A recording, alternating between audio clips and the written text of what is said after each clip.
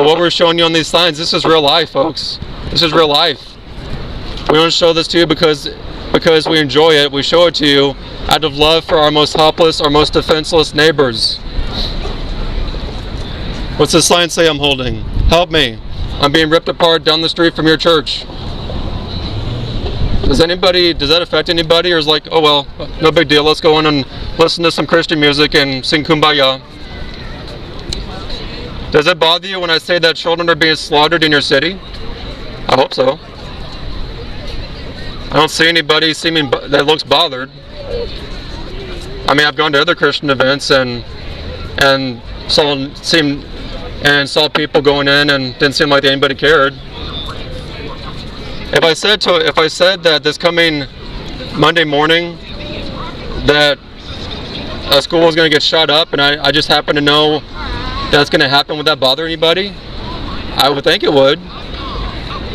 Why is it that if we were to know when and where born people are going to be mass murdered, we would care? It would bother us. If you heard your next door neighbor being murdered, you'd do something about it. You wouldn't say, well, it's not my calling, so I'm just going to not lift a finger. But that's what the vast majority of professing Christians do with the slaughter of their preborn neighbors. They say, it's not my calling. I'm going to let someone else obey God for me. I'm going to write that check to National Right to Life, and I'm going to vote Republican, and I'm going to let President Donald Trump do my job for me because I don't want to obey God. It's too hard. It's not fun. Going into a Christian concert is a lot more fun and easy and comfortable, convenient. Where's my next latte? That's the mindset of most professing Christians in this culture. And quite frankly, it's disgusting. I've had to repent of that myself. Please repent with me. Please repent with us for tolerating the slaughter of your preborn neighbors. I know people out here are saying, you're preaching to the choir. We're pro-life. We're on your side. We're anti-abortion. We know that. But the problem is, we're not preaching to the choir. Because again, where was the choir this morning where helpless babies were slaughtered? Or yesterday morning, this past week, this past month, this past year? All the 35 years of George Tiller's mass murder spree. The church I went to for a couple of years, when I found out about George Tiller and the abortion holocaust, the pastor did not say one word about abortion. Nothing.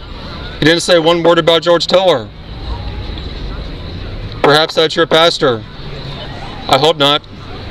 But where are the pastors? There should be at least 100 pastors out at the murder mills all across America, right here in Wichita.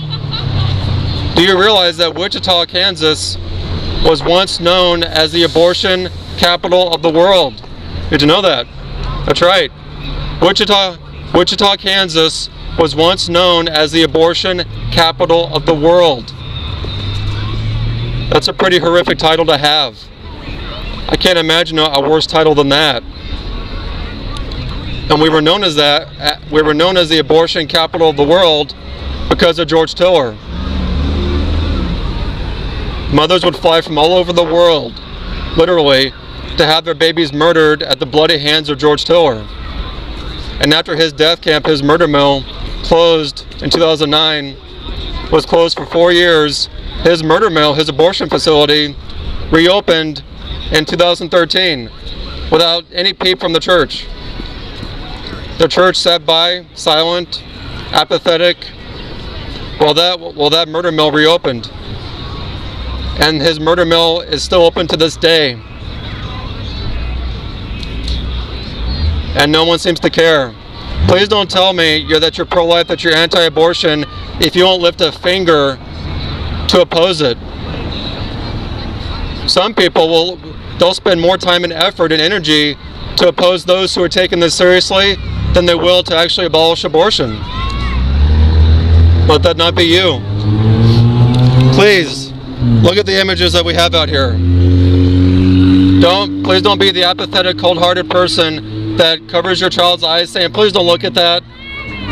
Let your child see the horrors that are happening in this culture and right here in Wichita, right under your nose, right under our noses. Look at the horrors that are happening in this culture right here in this city. This is happening to children, and who here cares at all?